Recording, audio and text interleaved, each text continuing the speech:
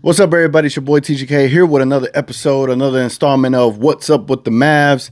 Today is episode 8. It's been a slow week, so let's get straight into it.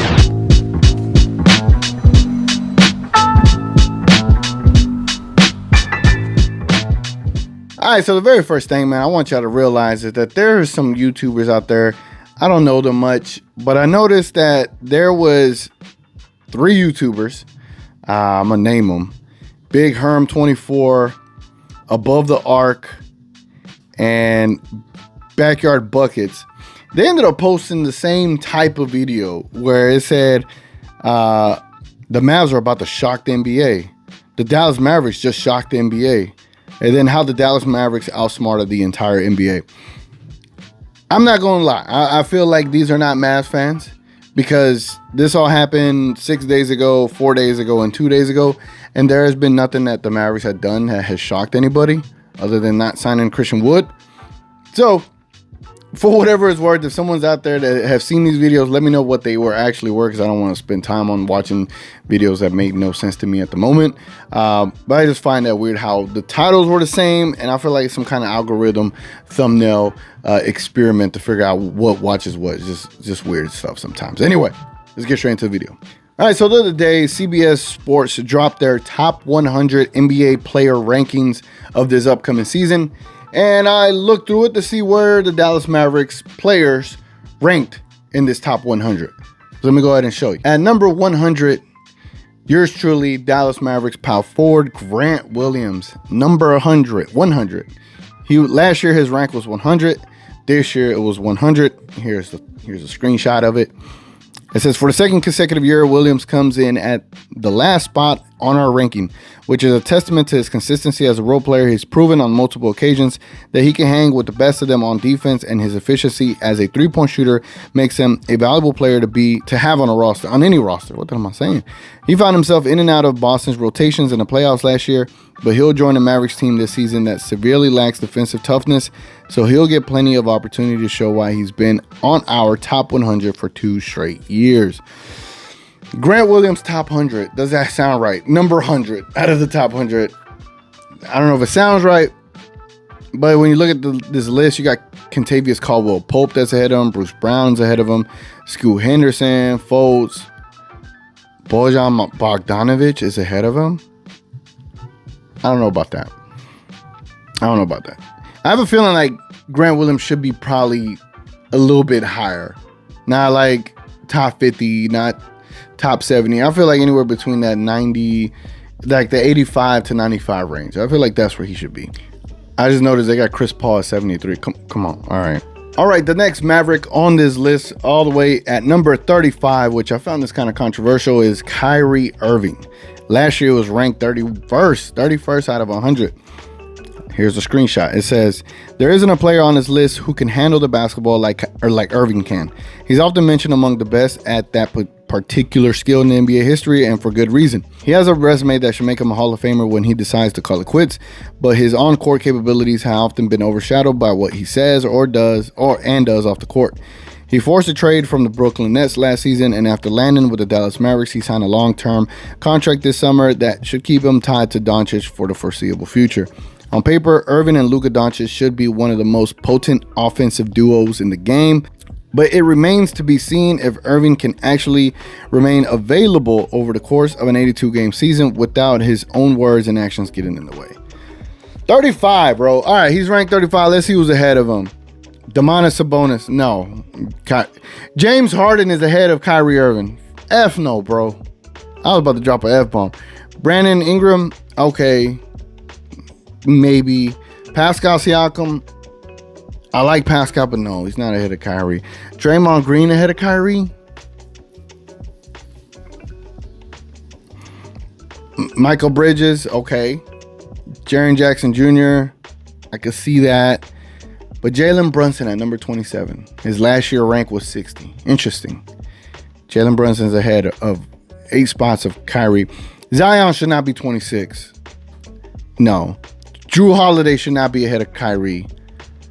Jaylen Brown, okay. Tyrese Halliburton, okay. Anthony Edwards, okay.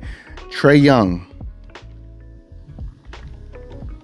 You know, the fact that I had to kind of think of it for a second, I guess Trae Young could be ahead of him.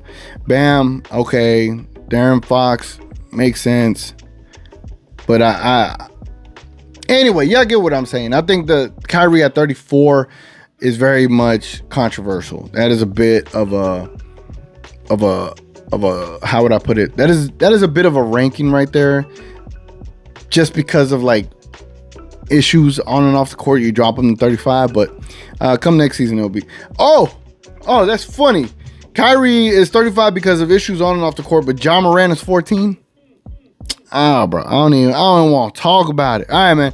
Let's get to the next Mavericks player, and the next Dallas Mavericks player is at number 4. It is Luka Doncic. Last year was ranked 5th. This year is ranked 4th. Let's see what this screenshot says. At just 24 years old, Doncic already has as many first-team All-NBA selections as Stephen Curry, Chris Paul, and recent Hall of Fame inductee Dirk Nowitzki. And while the Mavericks missed the playoffs altogether last season, it wasn't due to a lack of effort from Doncic. Amidst roster turnover, the Slovenian guard once again carried the weight of the Dallas offense on his shoulders, averaging a career high in points, 32.4, and shooting the ball at a 49.6% clip. Also the best of his career, with offseason improvements geared towards supplying Doncic with more help. We should get an even more efficient version of the all-star guard who hopefully won't be asked to do it all again. And ahead of Luka Doncic is Stephen Curry, which I disagree. Giannis Antetokounmpo, I can see that. And Nikola Jokic. I don't think Curry should be ahead of Doncic at this point. It just makes no sense. Luka should be top 3 in every single consensus moving forward. So yeah, man, that is your 3 Mavericks in the top 100. Grant Williams, Kyrie Irving, and Luka Doncic. No Tim Hardaway Jr., no anybody else. Anyway, let me know what y'all think about the top 3 Mavs in that 100. Let's get to the next topic. All right, so today I stumbled across Shannon Sharp's podcast, Club Shay Shay, and he was talking to Chris Brown. And Chris Brown talked a little bit about Kyrie Irving and then a possible reunion or the reunion between Kyrie and LeBron. It's a quick clip. Check it out. Who's your favorite player? Favorite player, Kyrie. You like Kyrie? Kyrie. He's one of my closest friends too. But as far as like seeing him play, being around him, playing with him, he's probably one of the most phenomenal guys when it comes to the English on that background. Right. So what do you like so much about Kyrie's game? His tenacity. He's aggressive, but it's graceful. Right. You know, and he's going and I think he makes other players better. Right. I think he's getting into that consciousness of saying, hey, look, we got to do this together. So I think he brings out a lot of spunk and a lot of real talent out of a lot of players that probably already knew they had it, but he encourages them. I feel like him and LeBron I think they would have paired up. I don't think they would have clashed. What about a Kyrie LeBron reunion? I would love it. I think here in LA, or you want Bron to go to Dallas? Nah. You gotta have it in LA. Yeah, it gotta be in LA. I would love to see them paired up. I think their chemistry is like undeniable, and I think with seeing those 2 guys in motion is just sparking a whole nother uprising in those guys. So I feel like that's what I want to see. I mean, I don't know what I want to do, man, but I would love to see that. I want to get your take on it. Now, my thoughts on that is I was cool with the first one. Like, damn, I don't know, Chris Brown and Kyrie had a cool relationship like that. And then wanting LeBron and Kyrie to reunite, but not in Dallas. Like, man, damn, why you gotta do my city like that, bro? But that lets you know how this upcoming season is gonna be. Like, the fact that you have, I would say Chris Brown is pretty much a hardcore fan of the NBA, and I'm pretty sure a fan of certain players, and he has relationships with certain players. This is gonna be an ongoing thing. Kyrie's gonna be in the news without him even trying. And this talk of LeBron and Kyrie reuniting is going to be in the news without us even trying. So again, if you're a Mavericks fan, just be prepared for that boo jive, as Shannon Sharp would say. But it's cool to see that. But again, matters nothing to us. But just figure I put it in here because there's like no news this week. All right, man. Let's get into key dates. Key Dallas Mavericks dates moving forward. All right, man. September 27th is the start of training camp for the Dallas Mavericks. All right, training camp starts in 14 days. Does Luka Doncic have enough time to rest and recover and be good to go? I think when Luka gets in there at training camp, it's going to be him more resting and hopefully getting some action in with Kyrie to build that chemistry. But I just have a feeling he's going to be resting all the way up into the season. For whatever that's worth, it would be worth a lot if it means that thigh strain or that thigh pull is going to be 100%. But it's a short turnaround for Luka. But September 27th, guys, the season is on the way. The season is very much on the way. All right, so the next key date for the Dallas Mavericks is October 5th against the Minnesota Timberwolves. They're going to have 2 games there against the T-Wolves in Abu Dhabi, of all places, in the Etihad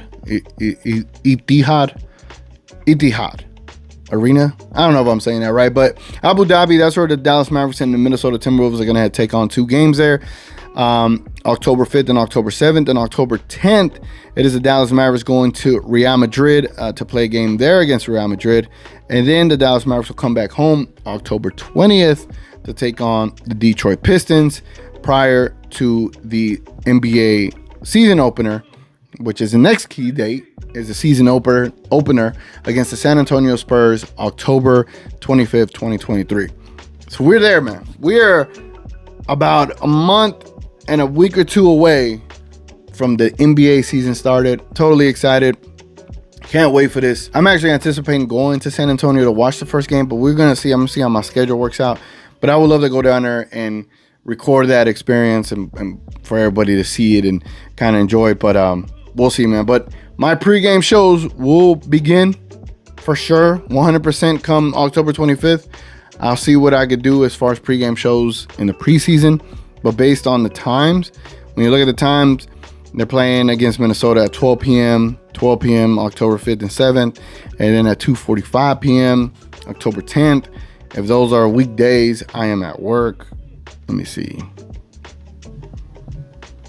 And then the only other game I feel like I could realistically do a pregame show for the preseason would be October 20th at 7 p.m. Central Time, which I would do it at 6 p.m. And that'll be the game against Detroit in Dallas. So that is one of the games that I feel like I could do. Anyway, man, sorry about the slow news week, but it is what it is. It's all I could compile. I was looking around. There's really no news going on. Anyway, man, it's been your boy TGK. I appreciate y'all tuning in and watching. Please leave a like, subscribe. Hopefully there's more news next week. Anyway, man, we'll catch y'all on the next one.